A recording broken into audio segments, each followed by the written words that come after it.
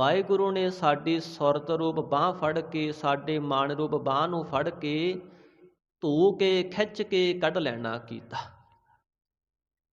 ਦੇਖੋ ਇਸ ਪੰਗਤੀ ਦਾ ਅੱਜ ਦੇ ਇਤਿਹਾਸ ਦੇ ਨਾਲ ਕਿੰਨਾ ਸੰਬੰਧ ਬਣ ਗਿਆ ਹੈ।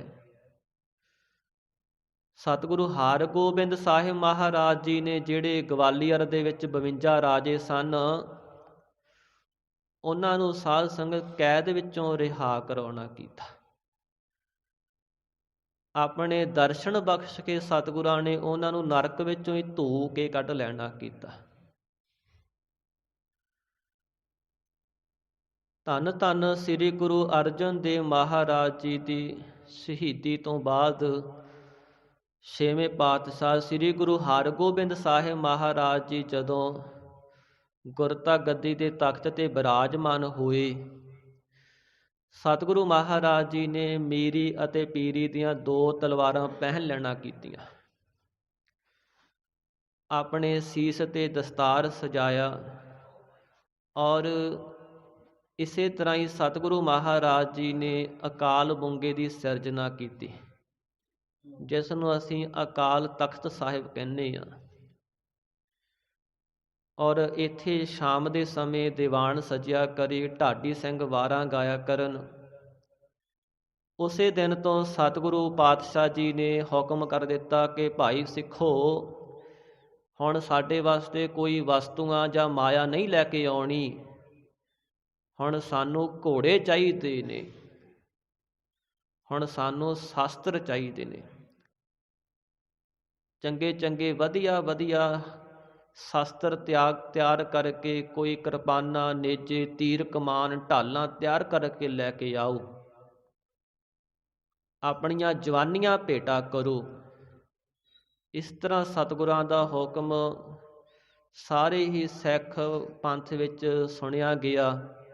ਬੇਅੰਤੀ ਗੁਰਸਿੱਖ ਸਤਿਗੁਰਾਂ ਕੋਲ ਆ ਕਰਕੇ ਸਿਪਾਹੀ ਭਰਤੀ ਹੋਏ ਔਰ ਸਾਧ ਸੰਗਤ ਗੱਤਕੇ ਦਾ ਅਭਿਆਸ ਹੁੰਦਾ ਹੈ। ਸਤਿਗੁਰੂ ਮਹਾਰਾਜ ਜੀ ਸਿੱਖਾਂ ਦੇ ਨਾਲ ਸ਼ਿਕਾਰ ਖੇਡਣ ਜਾਂਦੇ ਨੇ ਔਰ ਸ਼ਾਮ ਦੇ ਸਮੇਂ ਜੇ ਕੋਈ ਕਿਸੇ ਦਾ ਝਗੜਾ ਹੁੰਦਾ ਹੈ, ਉਸ ਦਾ ਫੈਸਲਾ ਕਰਦੇ ਨੇ।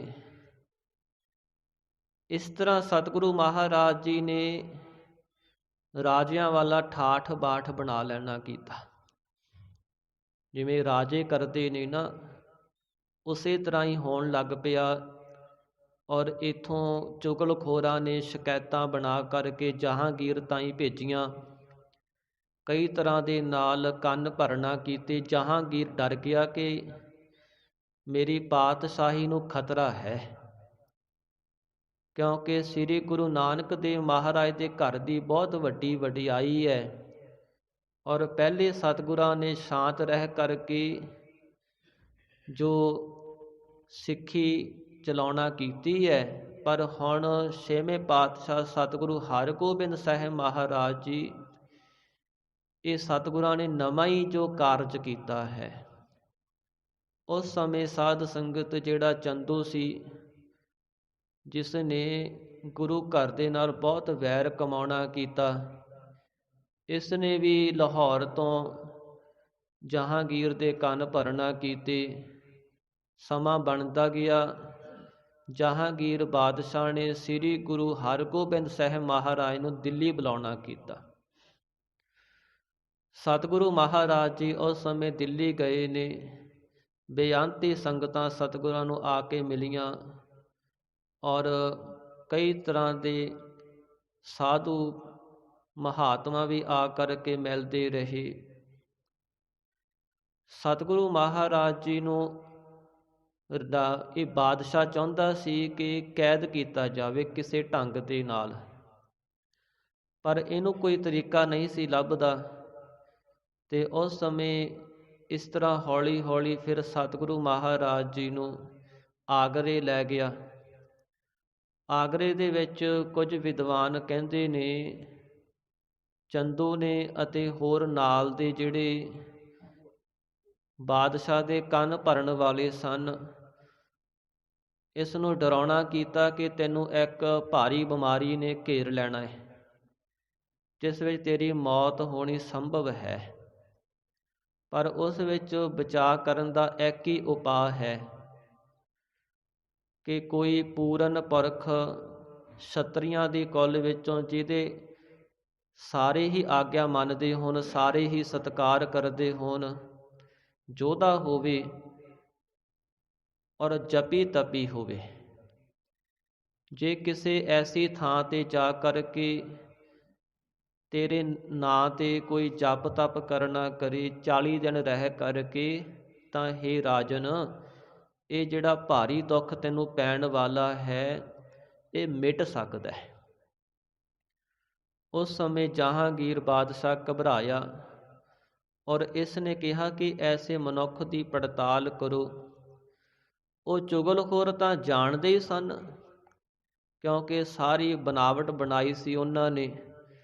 ਤੇ ਉਸ ਸਮੇਂ ਸਾਧ ਸੰਗਤ ਕਹਿਣ ਲੱਗੇ ਕਿ ਸ੍ਰੀ ਗੁਰੂ ਹਰਗੋਬਿੰਦ ਸਾਹਿਬ ਮਹਾਰਾਜ ਵਰਗਾ ਕੋਈ ਸੂਰਮਾ ਵੀ ਨਹੀਂ ਹੈ, ਜਪੀ ਤਪੀ ਵੀ ਨਹੀਂ ਹੈ। ਸਾਰੇ ਹੀ ਇਹਨਾਂ ਦਾ ਸਤਿਕਾਰ ਕਰਦੇ ਨੇ, ਇਹਨਾਂ ਨੂੰ ਸੱਚੇ ਪਾਤਸ਼ਾਹ ਆਖਦੇ ਨੇ, ਕਿਉਂਕਿ ਸੰਗਤਾਂ ਸਤਿਗੁਰੂ ਮਹਾਰਾਜ ਜੀ ਨੂੰ ਸੱਚਾ ਪਾਤਸ਼ਾਹ ਆਖਿਆ ਕਰਦੀਆਂ ਸਨ।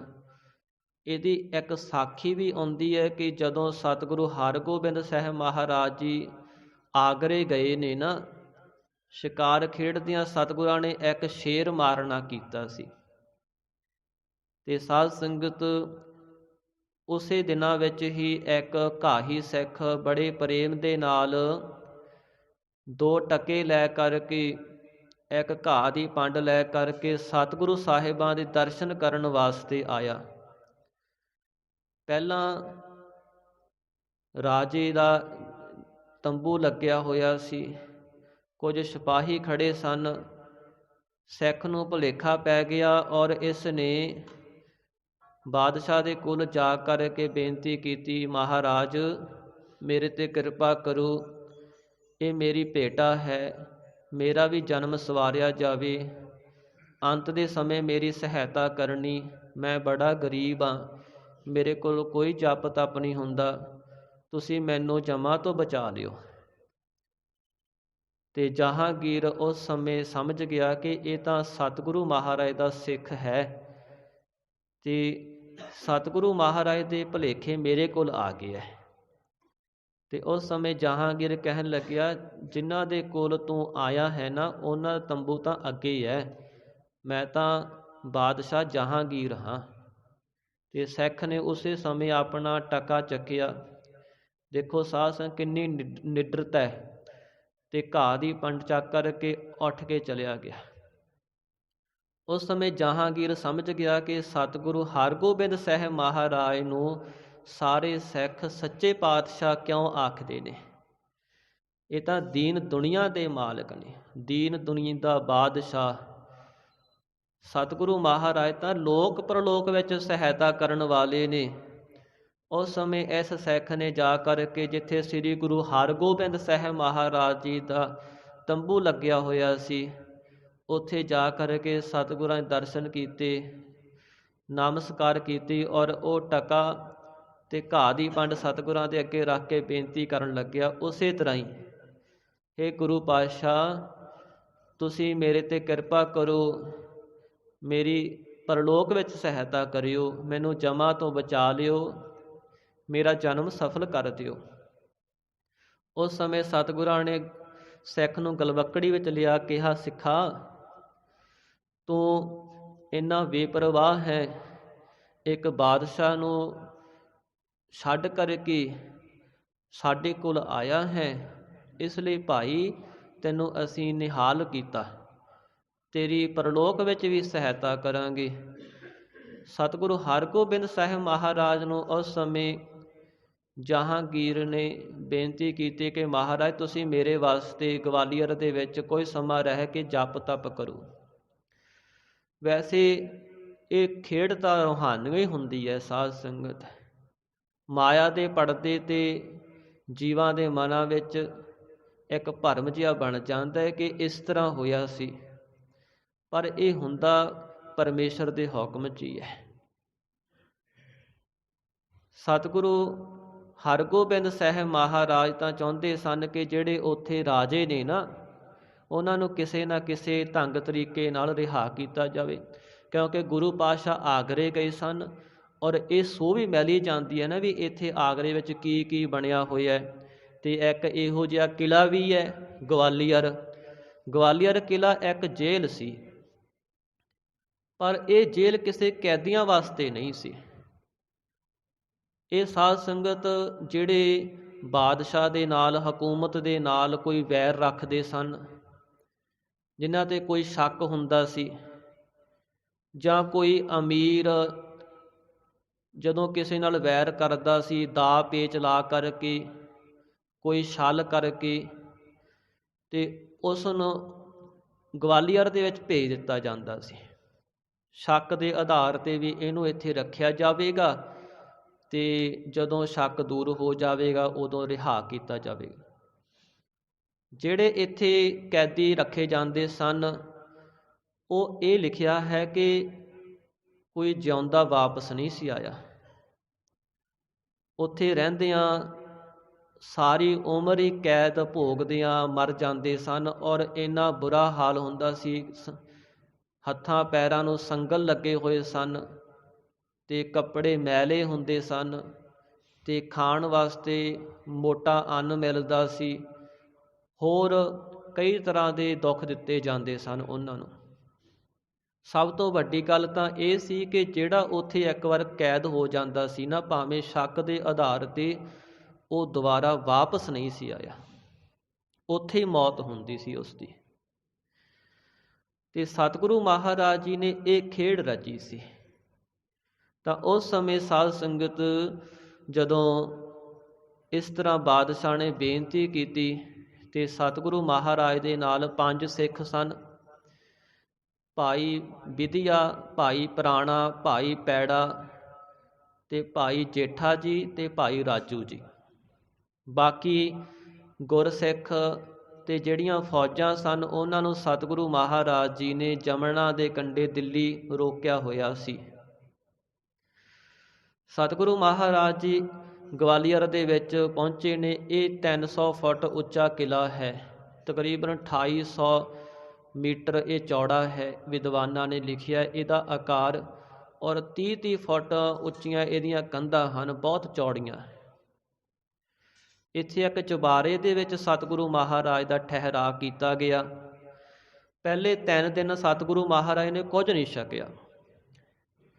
ਜਿਹੜਾ ਇੱਥੋਂ ਦਾ ਕਿਲ੍ਹੇਦਾਰ ਸੀ, ਜਿਹਦੇ ਕੋਲ ਪ੍ਰਬੰਧ ਸੀ, ਉਹਦਾ ਨਾਂ ਸੀ ਹਰਦਾਸ। ਇਹ ਕਿਲ੍ਹੇਦਾਰ ਜਦੋਂ ਸਤਿਗੁਰੂ ਮਹਾਰਾਜ ਦੇ ਦਰਸ਼ਨ ਕਰਦਾ ਨਾ, ਇਹਨੇ ਸਤਿਗੁਰਾਂ ਦੇ ਕੋਲ ਬੈਠ ਕੇ ਕੁਝ ਸੰਗਤ ਕੀਤੀ ਅਤੇ ਸ਼ਰਧਾ ਪੈਦਾ ਹੋ ਗਈ। ਇਹ 2 ਕੁ ਦਿਨਾਂ ਵਿੱਚ ਹੀ ਸਾਧ ਸੰਗਤ ਸਤਿਗੁਰਾਂ ਦਾ ਸਿੱਖ ਬਣ ਗਿਆ। ਸਤਿਗੁਰੂ ਹਰਗੋਬਿੰਦ ਸਾਹਿਬ ਮਹਾਰਾਜ ਨੂੰ ਕੁਝ ਕੁ ਮਾਇਆ ਗਵਾਲੀਅਰ ਦੇ ਵਿੱਚ ਇਹ ਬਾਦਸ਼ਾਹ ਵੱਲੋਂ ਭੇਜੀ ਜਾਂਦੀ ਸੀ ਵੀ ਸਤਿਗੁਰਾਂ ਦੇ ਖਰਚੇ ਵਾਸਤੇ ਜੋ ਚੀਜ਼ ਚਾਹੀਦੀ ਹੈ ਉੱਥੇ ਦਿੱਤੀ ਜਾਵੇ। ਪਰ ਸਤਿਗੁਰੂ ਮਹਾਰਾਜ ਜੀ ਨੇ ਇਹ ਮਨਾ ਕਰ ਦਿੱਤਾ ਕਿ ਭਾਈ ਅਸੀਂ ਬਾਦਸ਼ਾਹ ਦਾ ਦਿੱਤਾ ਕੁਝ ਨਹੀਂ ਖਾਣਾ, ਅਸੀਂ ਪੌਣ ਆਹਾਰੀ ਹੀ ਰਹਾਂਗੇ। ਇਸ ਕਿਲ੍ਹੇਦਾਰ ਨੇ ਬੇਨਤੀਆਂ ਕੀਤੀਆਂ, ਮਹਾਰਾਜ ਜੇ ਤੁਹਾਨੂੰ ਕੁਝ ਹੋ ਗਿਆ ਤਾਂ ਸਾਰੀ ਗੱਲ ਮੇਰੇ 'ਤੇ ਆ ਜਾਣੀ ਹੈ। ਮੈਂ ਤਾਂ ਹੁਣ ਤੁਹਾਡਾ ਸਿੱਖ ਬਣ ਗਿਆ, ਮੈਂ ਚਾਹੁੰਦਾ ਵੀ ਮਹਾਰਾਜ ਮੈਂ ਤੁਹਾਡੀ ਕੁਝ ਸੇਵਾ ਕਰ ਸਕਾਂ, ਅਤੇ ਮੈਂ ਤਾਂ ਇਸ ਤਰ੍ਹਾਂ ਹੀ ਸੇਵਾ ਕਰ ਸਕਦਾ ਨਾ ਵੀ ਜੇ ਤੁਸੀਂ ਮੈਨੂੰ ਕਹੋ ਵੀ ਆਹ ਕੱਪੜੇ ਚਾਹੀਦੇ ਆ, ਆਹ ਖਾਣ ਵਾਸਤੇ ਚੀਜ਼ਾਂ ਚਾਹੀਦੀਆਂ, ਇਹੋ ਜਿਹਾ ਰਹਿਣ ਵਾਸਤੇ ਚਾਹੀਦਾ, ਮੈਂ ਤਾਂ ਉਹੋ ਜਿਹਾ ਪ੍ਰਬੰਧ ਕਰ ਸਕਦਾ, ਅਤੇ ਤੁਸੀਂ ਕਿਰਪਾ ਕਰੋ ਮੇਰੇ ਕੋਲੋਂ ਸੇਵਾ ਲਓ। ਸਤਿਗੁਰੂ ਕਹਿੰਦੇ ਭਾਈ ਇਸ ਧਨ ਦੇ ਵਿੱਚ ਗਰੀਬਾਂ ਦਾ ਲਹੂ ਹੈ, ਅਤੇ ਅਸੀਂ ਜਿਹੜਾ ਧੱਕੇ ਦੇ ਨਾਲ ਜਿਹੜਾ ਧਨ ਇਕੱਠਾ ਕੀਤਾ ਹੈ ਨਾ, ਉਸ ਨੂੰ ਆਪਣੇ ਪ੍ਰਬੰਧਾਂ ਵਾਸਤੇ ਨਹੀਂ ਵਰਤਾਂਗੇ। ਅਤੇ ਉਸ ਸਮੇਂ ਸਾਧ ਸੰਗਤ ਜਿਹੜੇ ਸਿੱਖ ਸਨ, ਭਾਈ ਪੁਰਾਣਾ ਜੀ ਅਤੇ ਭਾਈ ਜੇਠਾ ਜੀ, ਸਤਿਗੁਰੂ ਮਹਾਰਾਜ ਨੇ ਉਹਨਾਂ ਨੂੰ ਕਿਹਾ ਕਿ ਭਾਈ ਤੁਸੀਂ ਨਗਰ ਵਿੱਚ ਜਾ ਕਰਕੇ ਕਿਰਤ ਕਰੋ, ਜੋ ਕਿਰਤ ਕਰਕੇ ਲੈ ਕੇ ਆਓਗੇ ਉਸ ਦਾ ਕੋਈ ਰਸਤ ਪਾਣੀ ਵੀ ਲੈ ਆਉਣਾ, ਤੇ ਉਸ ਰਸਤ ਪਾਣੀ ਦੇ ਵਿੱਚੋਂ ਹੀ ਅਸੀਂ ਛਕਾਂਗੇ। ਜਿਵੇਂ ਪਹਿਲੀ ਪਾਤਸ਼ਾਹ ਸ੍ਰੀ ਗੁਰੂ ਅਰਜਨ ਦੇਵ, ਸ੍ਰੀ ਗੁਰੂ ਨਾਨਕ ਦੇਵ ਮਹਾਰਾਜ ਜੀ ਨੇ ਲਾਲੋ ਦੇ ਪੂਰੇ ਠੁਕਰਾ ਦਿੱਤੇ ਸਨ। ਸਾਧ ਸੰਗਤ, ਜਿਹੜਾ ਭਾਗੋ ਸੀ ਨਾ, ਉਹਦੇ ਪੂਰੇ ਠੁਕਰਾ ਦਿੱਤੇ ਸਨ। 36 ਪ੍ਰਕਾਰ ਦੇ ਭੋਜਨ ਛੱਡ ਦਿੱਤੇ ਸਨ। ਔਰ ਭਾਈ ਲਾਲੋ ਜੀ ਦੇ ਕੋਧਰੇ ਦਾ ਪ੍ਰਸ਼ਾਦਾ ਛਕਿਆ ਸੀ। ਸ੍ਰੀ ਗੁਰੂ ਨਾਨਕ ਦੇਵ ਮਹਾਰਾਜ ਜੀ ਨੇ ਸੱਚ ਦੀ ਕਿਰਤ ਦੇ ਗੁਰਸਿੱਖ ਦੇ ਘਰ ਰਹਿ ਕਰਕੇ ਮਹਾਰਾਜ ਜੀ ਉੱਥੇ ਹੀ ਕੁਝ ਛਕਦੇ ਸਨ। ਇਸੇ ਤਰ੍ਹਾਂ ਹੀ ਸ੍ਰੀ ਗੁਰੂ ਹਰਗੋਬਿੰਦ ਸਾਹਿਬ ਮਹਾਰਾਜ ਜੀ ਨੇ ਹੁਕਮ ਕੀਤਾ ਕਿ ਅਸੀਂ ਬਾਦਸ਼ਾਹ ਦੇ ਮਾਇਆ ਦੇ ਵਿੱਚੋਂ ਕੁਝ ਵੀ ਵਰਤਾਂਗੇ ਨਹੀਂ, ਅਸੀਂ ਆਪਣੇ ਸਿੱਖਾਂ ਦੀ ਕੀਤੀ ਹੋਈ ਕਮਾਈ ਦੇ ਵਿੱਚੋਂ ਹੀ ਛਕਾਂਗੇ। ਤੇ ਜਿਹੜੇ ਸਿੱਖ ਸਨ ਉਹ ਸ਼ਾਮ ਨੂੰ ਰਹਿਰਾਸ ਸਾਹਿਬ ਦਾ ਪਾਠ ਕਰਦੇ ਸੀ। ਅੰਮ੍ਰਿਤ ਵੇਲੇ ਕੀਰਤਨ ਹੋਣ ਲੱਗ ਪਿਆ। ਜਿਹੜਾ ਇਹ ਕਿਲੇਦਾਰ ਸੀ ਵੀ ਸਤਿਗੁਰਾਂ ਦੇ ਕੋਲ ਜਾ ਕੇ ਸੰਗਤ ਕਰਨ ਲੱਗ ਪਿਆ। ਹੌਲੀ ਹੌਲੀ ਜਿਹੜੇ 52 ਰਾਜੇ ਸਨ ਉਹਨਾਂ ਦੀ ਹਾਲਤ ਤਾਂ ਬਹੁਤ ਬੁਰੀ ਹੋ ਚੁੱਕੀ ਸੀ। ਜਦੋਂ ਬੰਦੇ ਦੀ ਸਰੀਰ ਦੀ ਹਾਲਤ ਬੁਰੀ ਹੋ ਜਾਵੇ ਫਿਰ ਮਨ ਵਿੱਚ ਵੀ ਹੱਠ ਪੈਦਾ ਹੋ ਜਾਂਦਾ ਹੈ, ਔਗਣ ਪੈਦਾ ਹੋ ਜਾਂਦੇ ਨੇ, ਆਲਸੀ ਹੋ ਜਾਂਦੇ ਨੇ। ਪਰ ਉਹਨਾਂ ਨੂੰ ਵੀ ਜਦੋਂ ਸਤਿਗੁਰਾਂ ਦੇ ਦਰਸ਼ਨ ਹੋਣ ਅਤੇ ਸਤਿਗੁਰਾਂ ਦੇ ਬੋਲ ਸਰਵਣ ਕਰਨ ਨੂੰ ਮਿਲਣ ਅਤੇ ਉਹਨਾਂ ਦਾ ਮਨ ਵੀ ਨਿਰਮਲ ਹੋਣ ਲੱਗ ਪਿਆ। ਉਹ ਵੀ ਸੰਗਤ ਵਿੱਚ ਆ ਕੇ ਜੁੜਨ ਲੱਗ ਪਏ। ਇਸ ਤਰ੍ਹਾਂ ਸਵੇਰੇ ਅਤੇ ਸ਼ਾਮ 2 ਟਾਈਮ ਦੀਵਾਨ ਸਜਦਾ ਸੀ ਗਵਾਲੀਅਰ ਵਿੱਚ। ਅਤੇ ਜਿਹੜੇ ਸਾਰੇ ਰਾਜੇ ਸਨ ਉਹ ਗੁਰੂ ਸਾਹਿਬਾਂ ਦੇ ਕੋਲ ਆ ਕੇ ਉਪਦੇਸ਼ ਸੁਣਦੇ ਸਨ। ਸਤਿਗੁਰੂ ਮਹਾਰਾਜ ਜੀ ਨੇ ਕਿਲੇਦਾਰ ਨੂੰ ਕਿਹਾ ਕਿ ਭਾਈ ਜਿਹੜਾ ਧਨ ਸਾਡੇ ਵਾਸਤੇ ਰਾਜਾ ਭੇਜਦਾ ਹੈ ਨਾ, ਉਹ ਇਹਨਾਂ ਰਾਜਿਆਂ ਦੇ ਵਾਸਤੇ ਵਰਤਣਾ ਕਰ। ਇਹਨਾਂ ਵਾਸਤੇ ਸੁੰਦਰ ਕੱਪੜੇ ਚਾਹੀਦੇ ਨੇ, ਇਹਨਾਂ ਨੂੰ ਖਾਣ ਵਾਸਤੇ ਚੰਗਾ ਭੋਜਨ। ਅਤੇ ਇਸ ਤਰ੍ਹਾਂ ਸਾਧ ਸੰਗਤ ਲੰਗਰ ਵੀ ਚੱਲ ਪਿਆ। ਫਿਰ ਰਾਜਿਆਂ ਨੂੰ ਬੜਾ ਸੁੱਖ ਲੱਗਿਆ। ਉਹਨਾਂ ਦੀ ਬਾਹਰੀ ਜ਼ਿੰਦਗੀ ਤਾਂ ਸਾਫ਼ ਹੋ ਹੀ ਗਈ ਸੀ। ਗੁਰੂ ਸਾਹਿਬਾਂ ਦੇ ਆਉਣ ਕਰਕੇ ਜਿਹੜੇ ਸਹੂਲਤਾਂ ਵੱਧ ਗਈਆਂ ਸਨ, ਕਿਉਂਕਿ ਕਿਲੇਦਾਰ ਜਿਹੜਾ ਸੀ ਨਾ ਜ਼ਿੰਮੇਵਾਰ ਉੱਥੇ ਗਵਾਲੀਅਰ ਦੇ ਵਿੱਚ, ਉਹੀ ਸਤਿਗੁਰਾਂ ਦਾ ਸ਼ਰਧਾਲੂ ਬਣ ਗਿਆ ਸੀ ਅਤੇ ਸਤਿਗੁਰਾਂ ਦੇ ਹੁਕਮ ਕਰਕੇ ਜੋ ਵੀ ਲੋੜ ਹੁੰਦੀ ਸੀ ਉਹ ਪੂਰੀ ਕਰਦਾ ਸੀ। ਇਸ ਤਰ੍ਹਾਂ ਹੌਲੀ ਹੌਲੀ ਜਿਹੜੇ ਰਾਜੇ ਸਨ ਉਹ ਸਤਿਗੁਰਾਂ ਦੇ ਕੋਲ ਆ ਕੇ ਉਪਦੇਸ਼ ਸਰਵਣ ਕਰਦੇ ਨੇ। ਇੱਕ ਦਿਨ ਇੱਕ ਰਾਜੇ ਨੇ ਸਤਿਗੁਰਾਂ ਨੂੰ ਪ੍ਰਸ਼ਨ ਕੀਤਾ ਕਿ ਮਹਾਰਾਜ, ਅਸੀਂ ਰਾਜੇ ਹਾਂ, ਕੈਦ ਵਿੱਚ ਹਾਂ, ਬੜੇ ਦੁਖੀ ਹਾਂ। ਪਤਾ ਹੀ ਨਹੀਂ ਕਿਸੇ ਨੂੰ ਕਿੰਨੇ ਸਾਲ ਹੋ ਗਏ, ਕਿਸੇ ਨੂੰ ਕਿੰਨੇ ਸਾਲ ਹੋ ਗਏ। ਪਰ ਸਤਿਗੁਰੂ ਮਹਾਰਾਜ ਜੀ, ਤੁਸੀਂ ਵੀ ਕੈਦ ਵਿੱਚ ਹੋ, ਪਰ ਤੁਹਾਨੂੰ ਅਸੀਂ ਕਦੇ ਦੁਖੀ ਦੇਖਿਆ ਨਹੀਂ। ਤੁਸੀਂ ਬੜੇ ਖਿੜੇ ਮੁੱਖ ਨਾਲ ਰਹਿੰਦੇ ਹੋ, ਬੜੇ ਖੁੱਲ੍ਹੇ ਦਿਲ ਸਾਰਿਆਂ ਨਾਲ ਗੱਲਾਂ ਕਰਦੇ ਹੋ, ਅਤੇ ਤੁਹਾਡੇ ਮੂੰਹ 'ਤੇ ਕਦੇ ਅਸੀਂ ਦੁੱਖ ਨਹੀਂ ਦੇਖਿਆ। ਉਹਦਾ ਕੀ ਕਾਰਨ ਹੈ? ਸਤਿਗੁਰੂ ਮਹਾਰਾਜ ਕਹਿੰਦੇ, ਹੇ ਰਾਜਨ, ਇਹ ਜਿਹੜੀ ਕੈਦ ਹੈ ਸਾਡੇ ਸਰੀਰ ਨੂੰ ਪਈ ਹੋਈ ਹੈ, ਪਰ ਸਾਡਾ ਮਨ ਤਾਂ ਉਸ ਅਕਾਲ ਪੁਰਖ ਦੇ ਚਰਨਾਂ ਵਿੱਚ ਰਹਿੰਦਾ ਹੈ। ਅਸੀਂ ਤਾਂ ਉਹਦਾ ਸ਼ੁਕਰਾਨਾ ਕਰਦੇ ਹਾਂ। ਤੁਸੀਂ ਸਰੀਰ ਕਰਕੇ ਤਾਂ ਕੈਦ ਹੋ, ਤੁਸੀਂ ਮਨ ਕਰਕੇ ਵੀ ਕੈਦੀ ਹੋ।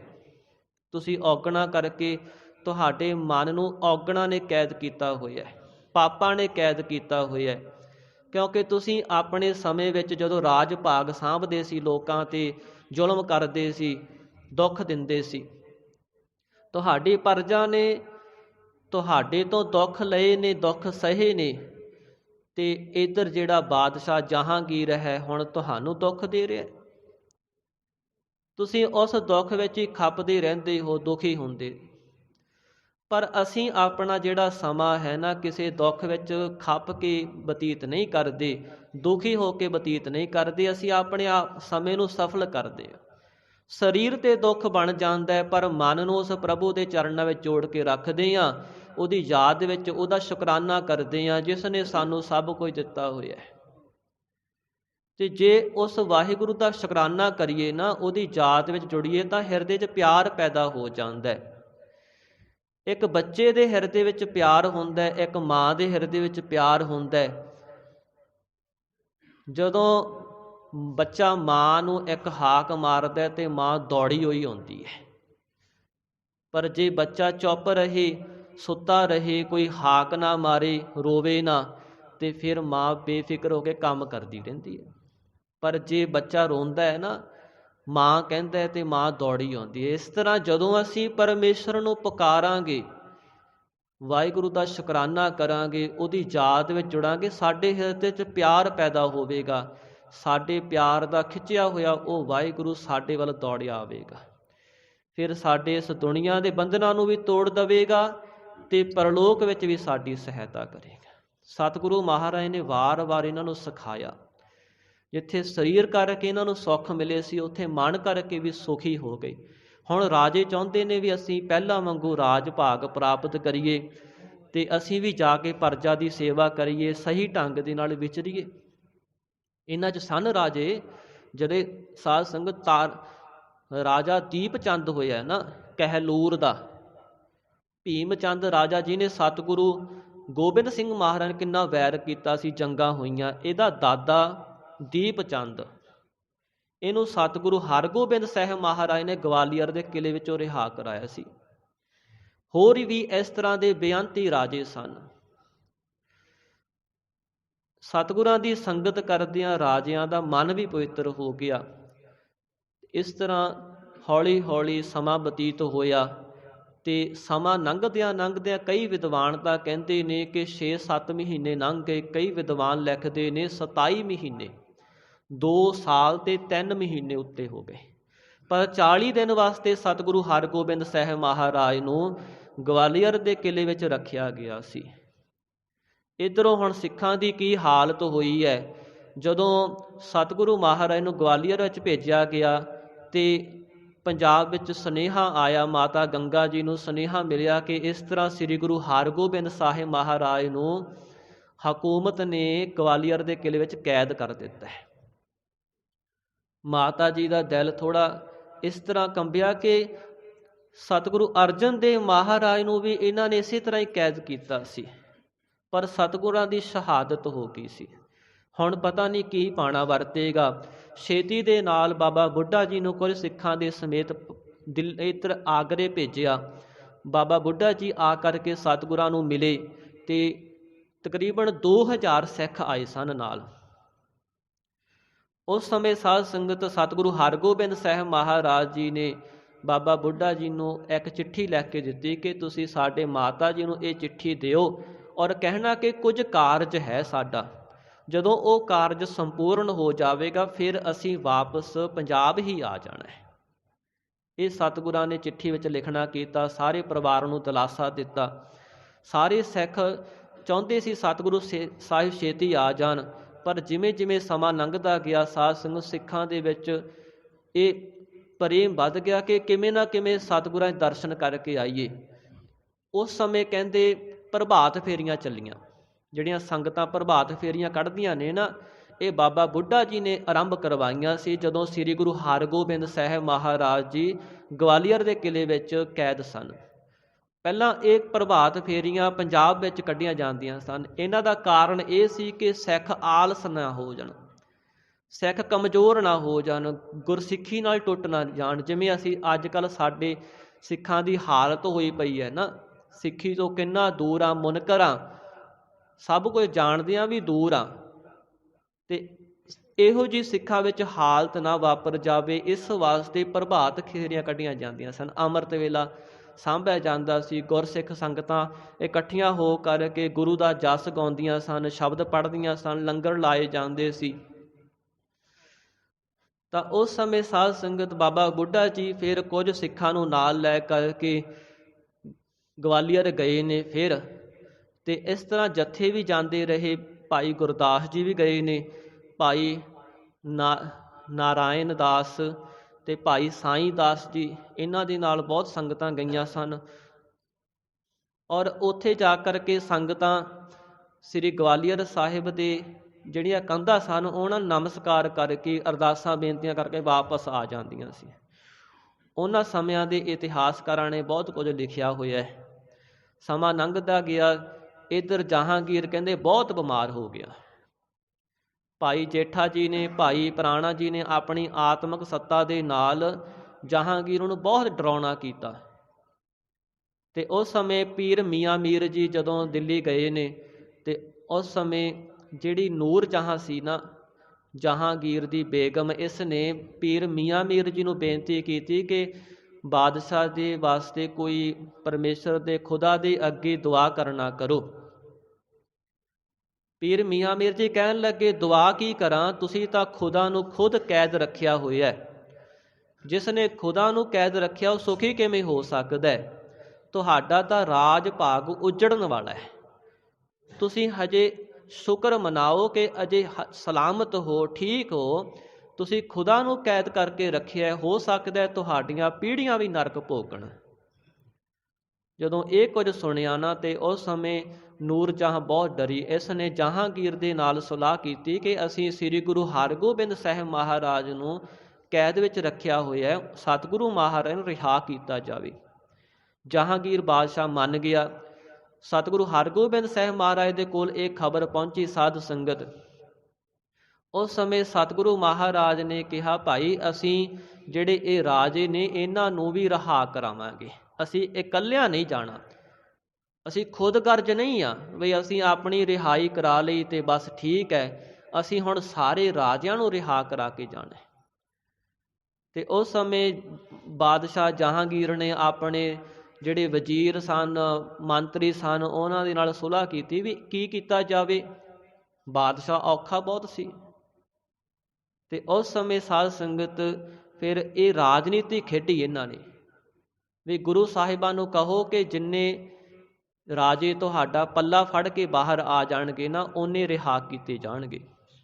ਦੂਜੀ ਗੱਲ ਇਹ ਹੈ ਵੀ ਜਿਹੜੇ ਰਾਜੇ ਬਾਹਰ ਆਉਣਗੇ ਉਹਨਾਂ ਦੀ ਜ਼ਿੰਮੇਵਾਰੀ ਸ੍ਰੀ ਗੁਰੂ ਹਰਗੋਬਿੰਦ ਸਾਹਿਬ ਲੈਣਗੇ, ਕਿਉਂਕਿ ਉਹ ਰਾਜੇ ਵਿਰੋਧੀ ਵੀ ਹੋ ਸਕਦੇ ਆ, ਜੰਗ ਵੀ ਕਰ ਸਕਦੇ ਆ, ਕਿਉਂਕਿ ਉਹਨਾਂ ਨੂੰ ਕੈਦ ਰੱਖਿਆ ਗਿਆ। ਤਾਂ ਉਸ ਸਮੇਂ ਦੋਹੇ ਗੱਲਾਂ ਸ੍ਰੀ ਗੁਰੂ ਹਰਗੋਬਿੰਦ ਸਾਹਿਬ ਮਹਾਰਾਜ ਨੇ ਮੰਨ ਲੈਣਾ ਕੀਤੀਆਂ। ਸਤਿਗੁਰੂ ਮਹਾਰਾਜ ਜੀ ਨੇ ਇੱਕ 52 ਕਲੀਆਂ ਵਾਲਾ ਇੱਕ ਬਹੁਤ ਸੁੰਦਰ ਭਾਰੀ ਚੋਲਾ ਬਣਵਾਉਣਾ ਕੀਤਾ। ਔਰ ਜਿਹੜਾ ਕਿਲੇ ਦਾ ਸੀ ਸਾਧ ਸੰਗ ਭਾਈ ਹਰਦਾਸ, ਇਹ ਸਤਿਗੁਰਾਂ ਦਾ ਸ਼ਰਧਾਲੂ ਸੀ। ਔਰ ਉੱਪਰੋਂ ਇਹ ਹਕੂਮਤ ਵੱਲੋਂ ਹੁਕਮ ਸੀ ਕਿ ਜਿੰਨੇ ਰਾਜੇ ਸਤਿਗੁਰੂ ਮਹਾਰਾਜ ਦਾ ਪੱਲਾ ਫੜ ਕੇ ਬਾਹਰ ਆ ਜਾਣ, ਰਿਹਾ ਕੀਤੇ ਜਾਣ। ਉਸ ਦਿਨ ਸਾਧ ਸੰਗਤ 52 ਰਾਜੇ 52 ਕਲੀਆਂ ਨੂੰ ਫੜ ਕਰਕੇ ਜੋ ਸਤਿਗੁਰੂ ਹਰਗੋਬਿੰਦ ਸਾਹਿਬ ਮਹਾਰਾਜ ਦੇ ਨਾਲ ਕਿਲੇ ਤੋਂ ਬਾਹਰ ਆਏ ਔਰ ਬੜੀ ਖੁਸ਼ੀ ਮਨਾਈ ਗਈ। ਤੇ ਪਹਿਲਾਂ ਇਹ ਰਾਜੇ ਦਿੱਲੀ ਆਏ ਸਨ। ਉਸ ਸਮੇਂ ਜਦੋਂ ਜਹਾਂਗੀਰ ਨੂੰ ਖਬਰ ਹੋਈ, ਬੜਾ ਹੈਰਾਨ ਹੋਇਆ ਕਿ ਇਹ ਕੀ ਹੋ ਗਿਆ। ਮੈਂ ਤਾਂ ਸੋਚਿਆ ਸੀ ਵੀ 1-2 ਰਾਜੇ ਬਾਹਰ ਆਉਣਗੇ, ਪਰ ਸਤਿਗੁਰਾਂ ਨੇ ਤਾਂ ਸਾਰੇ ਰਿਹਾ ਕਰਾ ਦਿੱਤੇ। ਸਤਿਗੁਰੂ ਹਰਗੋਬਿੰਦ ਸਾਹਿਬ ਮਹਾਰਾਜ ਨੇ ਫਿਰ ਸਾਰੇ ਰਾਜਿਆਂ ਦੇ ਨਾਲ ਜਹਾਂਗੀਰ ਬਾਦਸ਼ਾਹ ਸੁਲ੍ਹਾ ਕਰਾਉਣਾ ਕੀਤੀ ਔਰ ਕੁਝ ਮਤੇ ਵੀ ਲਿਖੇ ਗਏ।